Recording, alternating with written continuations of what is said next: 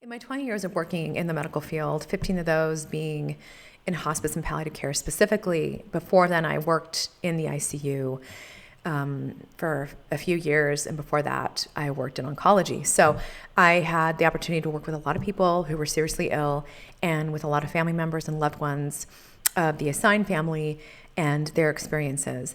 And today I want to talk to you about how and kind of what you kind of how to be and kind of what to say, how to say it or what to do, especially when you are in the presence of somebody who is a loved one of a person who's dying, and like how do you go about that, and kind of the things that you don't want to say, kind of things that you want to say, things like that. So we're going to go over that today. Hi, my name is Abigail. I'm here to normalize these conversations and education about death and dying so we die better at end of life and continue to use death as the valuable gift that it is to continue to create meaning and value in our lives. Let's get into it today. I'm going to go over several points about comforting somebody. Number one, I'm going to talk to you about silence, okay? Secondly, I'm going to talk about things like not to say. 3, what you can say and what you can do, okay? So we're going to talk about silence, then we're going to talk about things you really want to avoid saying and doing, and then things that you actually want to say and do. So first things first, silence.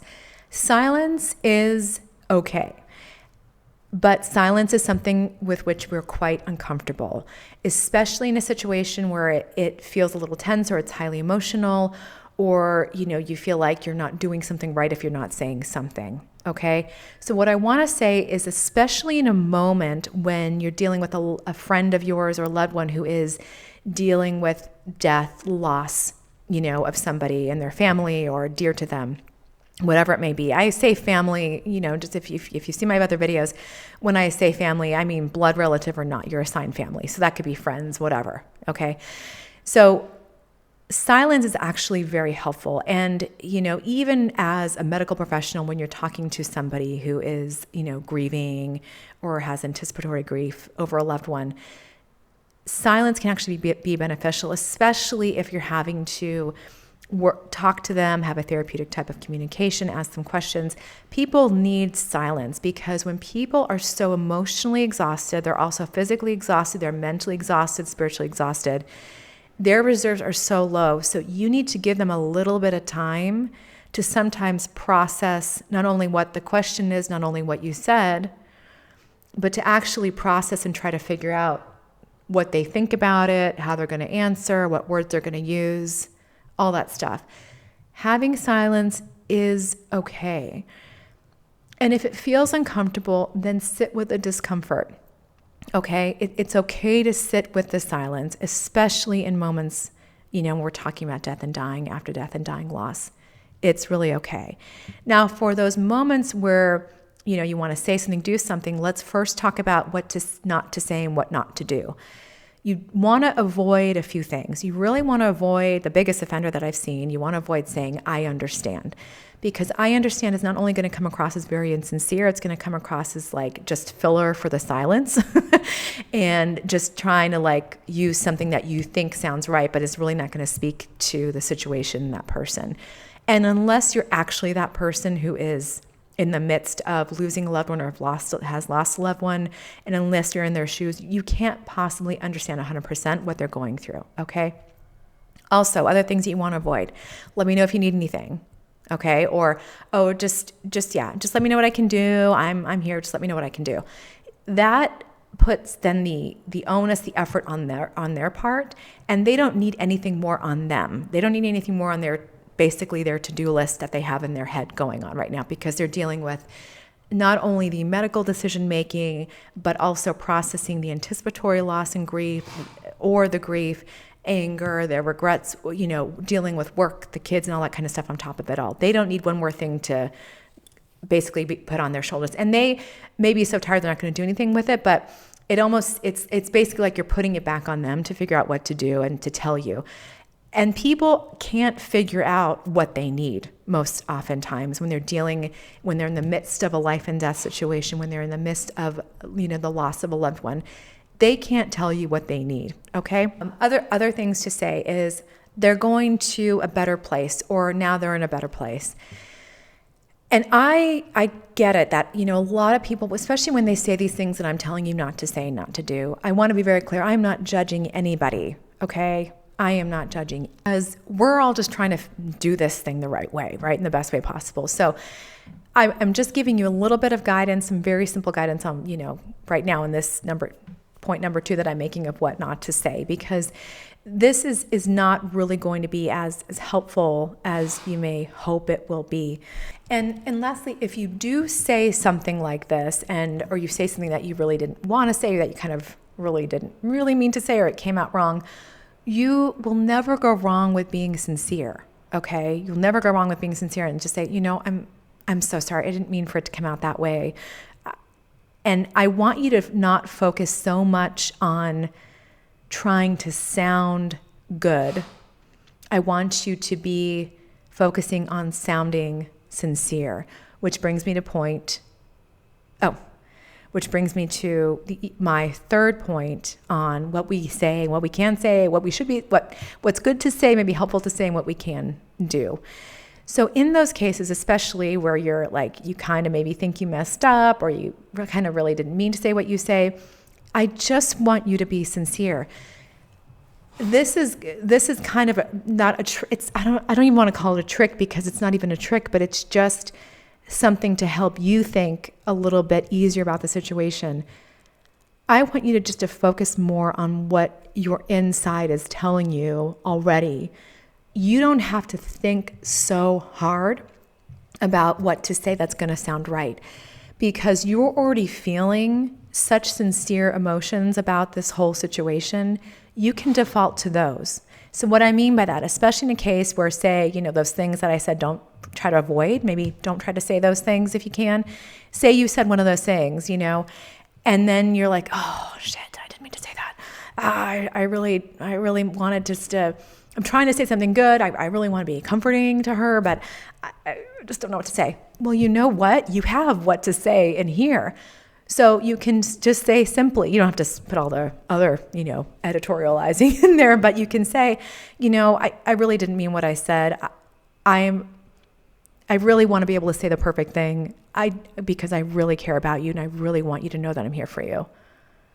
And I just need you to know that I'm here for you, and I'm going to be here with you through this thing, with whatever it is that we encounter. I'm here with you.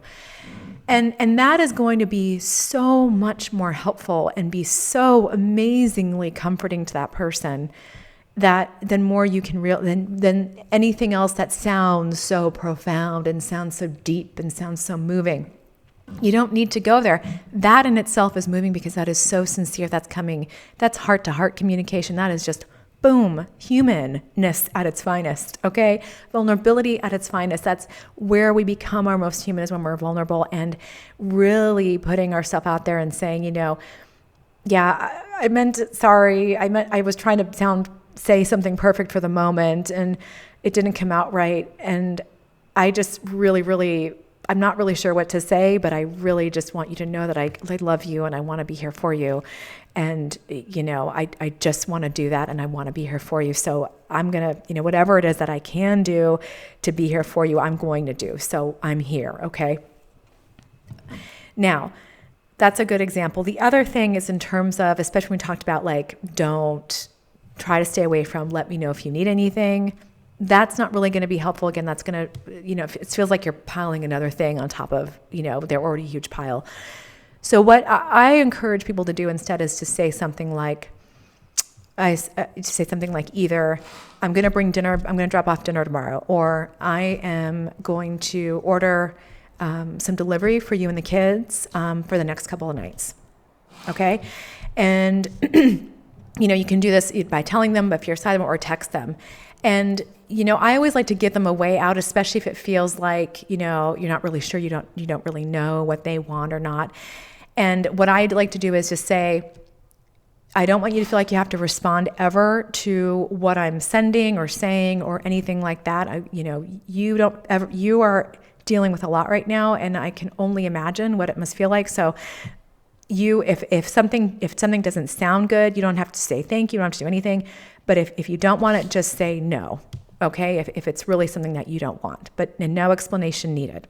Okay, no explanation needed. So you can say, I'm going to come by the house tomorrow and drop off a couple casseroles, and text it to them. Just say, no need to respond unless you really don't want me to come by. Just say no, or give me the thumbs down, whatever.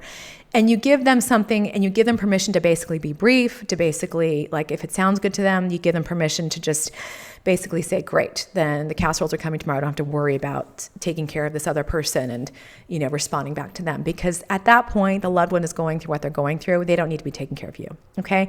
Then the very last thing I said, which I kind of dipped in there a second ago, is the I imagine part. So if you really want to try to get into maybe a more kind of therapeutic type of communication with them, then you can say something like, I'm imagining what you're going through. I imagine what this whole experience must have been for you, must have been like, and kind of what it must be like. And this must be so hard for you. And again, you don't have to come up with anything fancy. You don't have to come up with like the scenario and specific adjectives and all that kind of stuff. You don't. You can just really sincerely imagine what they're going through. And maybe it was something similar to maybe the loss of your parent or whatever. And you can really just imagine those emotions, and you can just say something simple as, this must be so hard. It doesn't have to get much more complicated than that. Or if you really can relate to them, depending on your relationship, you can just say, this must be weighing on your heart so much. I just imagine as a parent, this is just the most unbelievable pain, blah, blah, blah, blah, blah. So just be very, very sincere. And if you want to say something, like you feel like you need to say something that you're going to do, the simplest thing is just saying, I'm here for you. I'm going to be here for you. And, so on and so forth, and telling them that you'll just take the kids to school. You'll drop them off in the evening for the next week, whatever it may be, and give them permission to just say no if they don't want it. So let's do a quick recap. Number one, silence is okay. It's healthy, especially in a time with a lot of there's just a lot of emotional type of energy being used up. They're also going to be mentally exhausted. They'll be physically exhausted. Spiritually, they'll be exhausted. So they are going to need silence and moments of silence, and just to even process certain things, especially when they're trying to make decisions and things like that. So allow moments of silence. It's okay to sit with someone in silence and not worry about saying the perfect thing. So silence is good. Secondly, if you are going to say something, try to avoid, okay, no judgment again, but because I know it comes from a good place, but try to avoid certain things like, oh, I understand, or they're going into a better place. They're still experiencing the loss of their loved one, so they're not really in the better place according to them, okay? And, avoid things like, let me know if you need anything. I'm around. Just let me know if you need anything. Just call me if you need anything. Text me if you need anything. Text me if you want something, That, they don't even really know what they want, so just do that. Do this a little bit differently, which brings me to the third point, what you can and can do, say, etc. So saying, things like, especially if you say something that you kind of regret, or you kind of maybe didn't intend to say it that way, just be very honest. Again, you already kind of know the feelings, that you're feeling, and by being sincere, you're never going to lose. So saying something like, I'm so sorry, I didn't mean for it to come out that way. I'm really just trying to, I really want to be able to say the perfect thing because I love you so much, and I just really want to be here for you. And that is going to be very sincere. It's going to acknowledge that you just really want to be there for them. And then you can say things like, I imagine you do the imagine one. And so I imagine this must be a really tough situation. Really imagine what it must be like for them. And then, speak to that. I imagine this just must be so hard. You don't have to get more complicated than that. If you want to, you can, depending on how much you know the person, and get more into the different emotions and feelings. And then basically then just say what it is that is really important for them at this time. Being there for them and helping them out. And then you can, in terms of doing stuff, you can just tell them what you're going to do. Tell them that I'll pick up the kids. I'll order delivery for you. I'll pick up food and bring it to the house for the next 3 nights. And then give them an out and just say, if you don't want it, just, you can just text me no, like if you're texting, or you can just tell me no, but I'm going to go ahead and do this. you focus on, what you need to do. I'm going to do this. And if at any point it's not good for you and the family, just text me no. Or, don't answer the door, or I'll just leave it at the door. You don't have to answer the door. I'm just going to leave it at the door at 6 p.m. and I'll text you when it's there. Don't even bother to respond if it's just too much. At this point, that person needs to worry less about other people and be more concerned with what they're dealing with and their family. You don't want them to have to work and try to take care of you when they really need the caring. So let me know what you think. Let me know if you have questions. Try to keep it really simple, because really this can be very, very simple. You don't have to overcomplicate it. Hey, I'm popping in here real quick because I realized that I missed one thing when I was starting to edit this video. And it's a really important point, because I see people without any ill intent just assuming that when they're trying to comfort somebody who has lost a loved one, they automatically assume that they might have had a good relationship, or that they might have had a very loving relationship. And you may think, oh, well, I won't assume that. But when I have seen other people trying to comfort those who have lost somebody or who's grieving a loss of a loved one, they say these things like, oh, you must miss them, or, you must love them so much, those types of words and other words and phrases like them. And what I want to ask you to do is to avoid assuming that they had a good relationship or they had a positive relationship. Usually when I'm therapeutically communicating with someone, and not just within the professional environment, but this happened, actually not too long ago. I have two friends who lost parents. I asked, and simply out of curiosity, did you have a good relationship with your mom/dad? And one of them said yes, one of them said no. And the one that said no, often those people have a more complex type of grief with which they're dealing, because they may feel guilty for feeling the feelings of relief, for feeling the feelings of not having to deal with the illness of their loved one, for not having to deal with the difficulties associated with that person and what their life brought into theirs. So it's just something that I want you to be extra careful and attuned to, because it can really make it or break it when you are trying to support and show your support for somebody who is grieving the loss of a loved one. So let me know if you have any different questions.